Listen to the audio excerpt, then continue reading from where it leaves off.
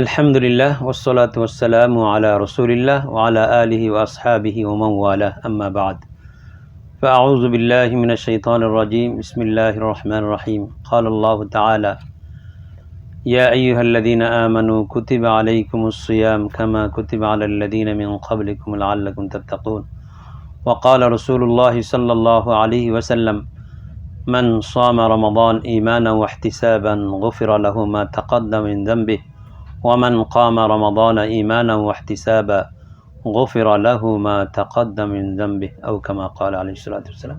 প্রিয় দর্শক, দেশে প্রবাসে দূরে কাছে যে যেখান থেকে দেখছেন আর ইসলামের এই আয়োজনে সকলকে স্বাগতম। আসলে মাহে রমজান আমাদের দূরগড়ায় এসে গিয়েছে। আমাদের কাছে আল্লাহর পক্ষ থেকে অফুরন্ত রহমত, বারাকাত, নাজাত, মাগফিরাতের সম্ভার নিয়ে মাহে রমজান হাজির হয়েছে।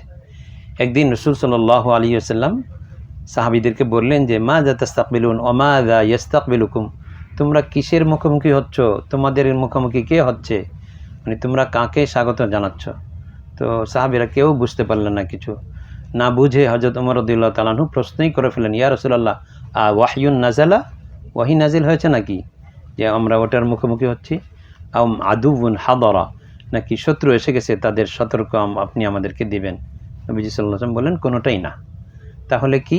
তখন রাসূল আকরাম সাল্লাল্লাহু আলাইহি ওয়াসাল্লাম বললেন যে আতানা রমাদান, ওমর আমাদের কাছে রমাদান এসে গেছে। ইয়াগশাকুমুল্লাহু ফীহি ইন্নাল্লাহা ইয়াগফিরু লিআউয়ালি লাইলাতি মিন রমাদান মিন আহলিল কিবলা জামিআন আও কামা ক্বালা আলাইহিস সালাম, যে কিবলামুখী হয়ে যারা আমরা নামাজ পড়ি আমাদের সকলকে, সকল মুসলিমকে আল্লাহ রাব্বুল আলামিন রমাদানের প্রথম রাতেই মাফ করে দেন। এবং নবীজি সাল্লাল্লাহু আলাইহি ওয়াসাল্লাম আরও ইরশাদ ফরমান ইয়াগশাকুমুল্লাহু ফীহি বির রাহমা, আল্লাহ রহমতের ঝাঁপি খুলে দেন, ফায়ুনজিলুর রাহমা, অধিক পরিমাণে রহমত নাজিল করতে থাকেন, ওয়ায়ামহুল খাতায়া, আর বান্দার আল্লাহর সাথে ডিসকানেক্ট থাকার কারণে যে তার রূহের মধ্যে, শরীরের মধ্যে যে আবিলতা, পঙ্কিলতা, পাপাচারিতার যে লক্ষণগুলো জমে গেছে সেগুলো থেকে আল্লাহ রাব্বুল আলামিন বান্দাকে মুক্ত করার জন্য ব্যবস্থা করেন, যে তার সেই আবিলতাকে, আমরা যেমন মোবাইলের মধ্যে কিছু অ্যাপস আছে অপ্রয়োজনীয়, এটা আগাছার মধ্যে এসে যায়, সেগুলোকে আনইনস্টল করে মোবাইল ডিভাইসকে ঠিক রাখি। আল্লাহ রাব্বুল আলামিন ঠিক তেমনইভাবে আমাদের এই রূহ এবং আত্মাকে, শরীর, দেহ, মনকে এই গুনাহের আবিলতা, আসর থেকে মুক্ত করার জন্য ওগুলো একেবারে ডিলিট করে দেন। ওয়ায়ামহুল্লাহুল খাতায়া ওয়াস্তাজিবু ফীহি দুআল আবদ, এবং আল্লাহ তাআলা মাহে রমজানে বান্দার দোয়াগুলো কবুল করে থাকেন। এবং হাদিসে এও আছে যে প্রত্যেক রোজাদারকে প্রত্যেক দিন একটা করে দোয়া কবুল হবে, এই মর্মে তাকে নিশ্চয়তা দেওয়া আছে।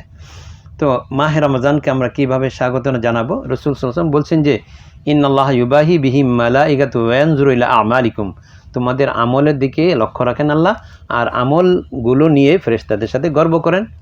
ফাআরুল্লাহা মিন আনফুসিকুম খায়রা, তোমরা আল্লাহকে তোমাদের পক্ষ থেকে ভালো আমলের পসরা দেখিয়ে দাও। তো এজন্য মাহে রমাদানে অন্য সময়ে ফরজ নামাজ ছাড়া অন্য কোনো নামাজ জামাতে পড়ার কোনো সুযোগ ছিল না। যেহেতু মাহে রমাদানে আল্লাহ রাব্বুল আলামিনের কাছে আমাদের আমলের ঝাঁপি দেখাতে হবে, এই জন্য আল্লাহ রাসূল সাল্লাল্লাহু আলাইহি ওয়াসাল্লাম প্রথম 3 দিন এই 20 রাকাত সালাতুত তারাবি জামাতের সাথে আদায় করছেন।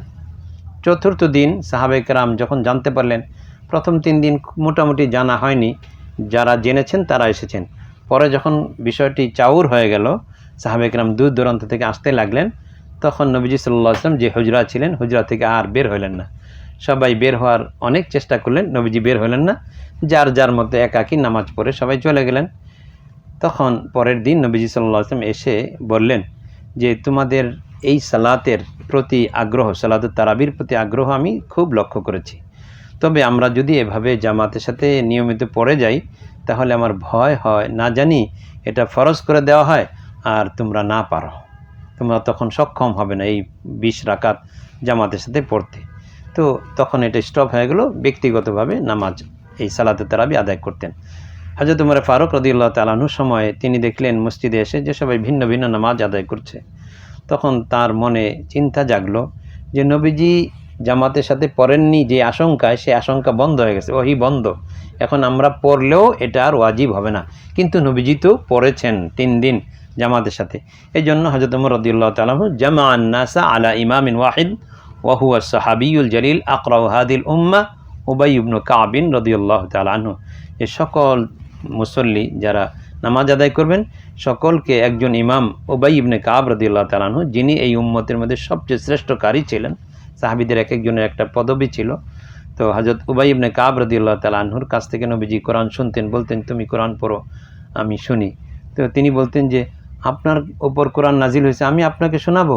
তখন নবীজি বললেন যে আল্লাহ পাক তোমার কাছ থেকে কোরআন শোনার জন্য আমাকে নির্দেশ করেছেন।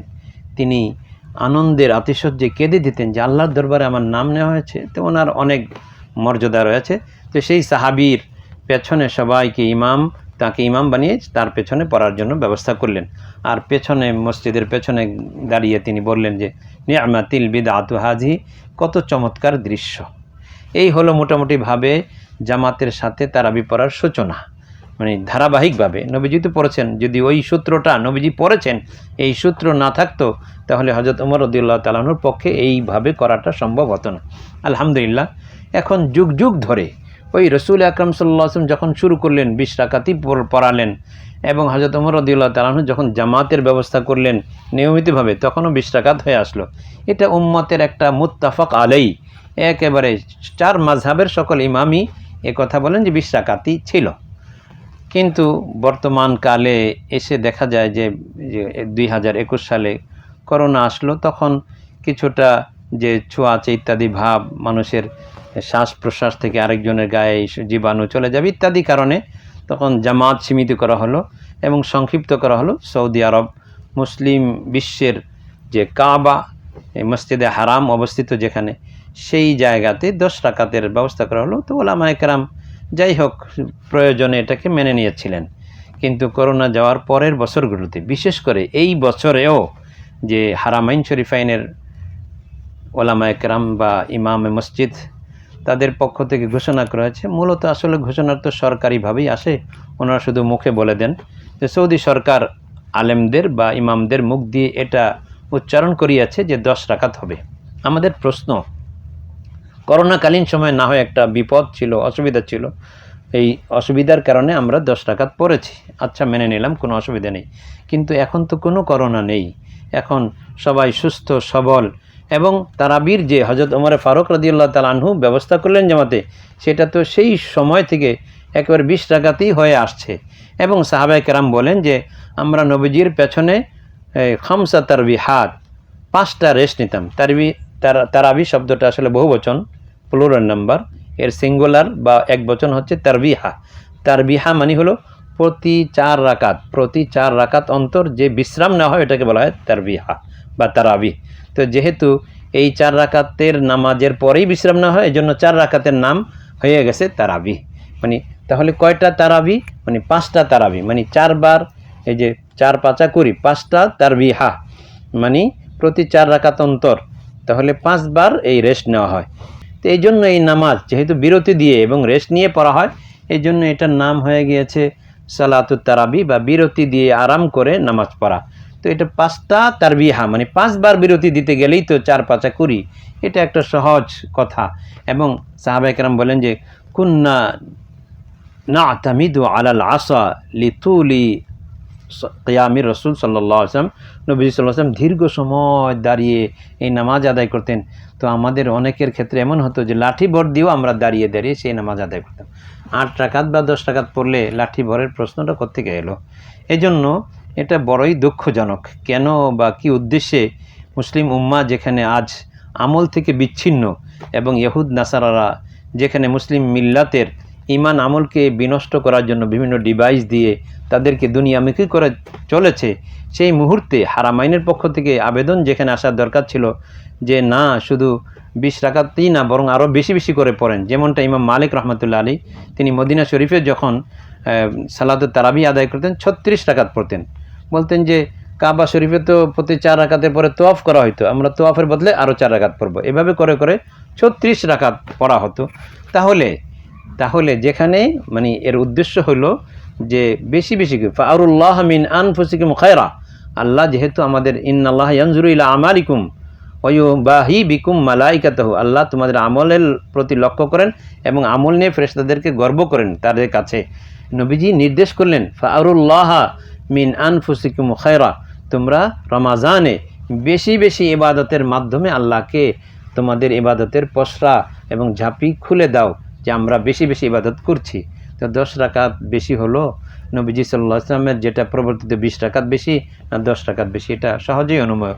এই জন্য আমরা খুবই উদ্বেগ এবং উৎকণ্ঠা প্রকাশ করছি যে কেন বা কী কারণে, কোন রহস্যজনক কারণে হারামাইন শরীফাইনের মতো বরকতময় জায়গা থেকে, যেটা যুগ যুগ ধরে চলে আসছিল 20 রাকাতের ধারাবাহিকতা, করোনার কারণে সাময়িক ছেদের পরে আবার আপন বলয়ে ফিরে যাওয়ার কথা ছিল যেটা, সেটাকে আবার 10 রাকাত কেন করা হলো, এটা আমাদের বোধগম্য নয়। এজন্য বাংলাদেশের আলেম ওলামার পক্ষ থেকে আওর ইসলামের মাধ্যমে আমরা এই বিষয়ে উদ্বেগ জানাচ্ছি। আশা করি সৌদি ওলামা একরাম আর বিশেষ করে খাদিমুল হারামাইন শরীফাইন তাদের কাছে আমাদের এই আবেদনগুলো পৌঁছবে এবং তারা যথারীতি সুন্নাহ, পূর্বের সুন্নাহ মোতাবেক হযরত ওমর রাদিয়াল্লাহু তাআলা আনহুর যেই প্রবর্তিত জামাতের সুন্নাহ, আলাইকুম বিসুন্নতি ওয়া সুন্নাতিল খুলাফাইর রাশিদিন আল মাহদিয়িন, নবীজি ইরশাদ করেছেন যে আমার সুন্নাহকে এবং খোলাফায়ে রাশিদিন প্রবর্তিত সুন্নাহকে তোমরা আঁকড়ে ধরো, আব্দু আলাইহা বিন নওয়াজিজ, তোমরা দাঁত কামড় দিয়ে একেবারে অবিচল আস্থার সাথে সেটাকে ধরো। তাহলে আমরা হযরত ওমর ফারুক রাদিয়াল্লাহু তাআলা আনহু, লাউ কানা বাদি নবী লাকানা ওমর, যে আমার পরে নবুয়তের ধারা যদি চালু থাকতো ওমর রাদিয়াল্লাহু তাআলা আনহু হতেন সেই নবী যে যাকে দেখলে শয়তান পালিয়ে যেত। তার সব কিছু, অনেক শরীয়তের এমন অনেকগুলো বিষয় আছে, 25টা 23টার মতো বিষয় যে রসুল আকরাম সাল্লাল্লাহু আলাইহি ওয়াসাল্লামকে হযরত ওমর রাদিয়াল্লাহু তাআলা আনহু যেই পরামর্শ দিয়েছেন সেই পরামর্শ অনুযায়ী ওহী নাজিল হয়ে গেছে। সুতরাং হযরত ওমর ফারুক রাদিয়াল্লাহু তাআলা আনহু নবীজির সূত্র থেকে 20 রাকাতের এই তারাবি, নবীজি 20 রাকাত পড়িয়েছিলেন 3 দিন, এটাকে মূল ধরে তিনি যে এখন আর 20 রাকাত আমরা যদি পড়ি তাহলে আর এটা ফরজ হয়ে যাওয়ার কোনো আশঙ্কা নেই, যেহেতু ওহী বন্ধ। সুতরাং নবীজির ধারায় যেই তারাবি হযরতে ওমর ফারুক রাদিয়াল্লাহু তাআলা আনহু প্রবর্তন করলেন জামাতের সাথে, যেটা যুগ যুগ ধরে চলে আসছে, সেটার মধ্যে এই অহেতুক এটার মধ্যে কাটছাঁট করে 10 রাকাত করা, এটা আমাদের বোধগম্য হচ্ছে না। আশা করি আল্লাহ রাব্বুল আলামিন সকলকেই সুমতি সুবুধ দিবেন এবং তারা সেই পূর্বের সুন্নাহ, যতক্ষণ পর্যন্ত পূর্বের সুন্নাহকে আঁকড়ে না ধরবে ততক্ষণ পর্যন্ত এই উম্মাহ আসলে খাদের কিনারাই চলবে, পরে থাকবে। আমাদেরকে আবার সফলতা লাভ করতে হলে সুন্নাতে কাদিমা রসুল সাল্লাল্লাহু আলাইহি ওয়াসাল্লাম এবং আসহাবে রসুলের প্রবর্তিত সেই সুন্নাহর দিকেই চলে যেতে হবে। আল্লাহ পাক আমাদেরকে সুন্নাতে কাদিমাকে, শায়েরে দ্বীনকে মজবুতভাবে ধারণ করার তৌফিক দান করুন। ওয়া আখিরু দাওয়ানা আলহামদুলিল্লাহি রাব্বিল আলামিন।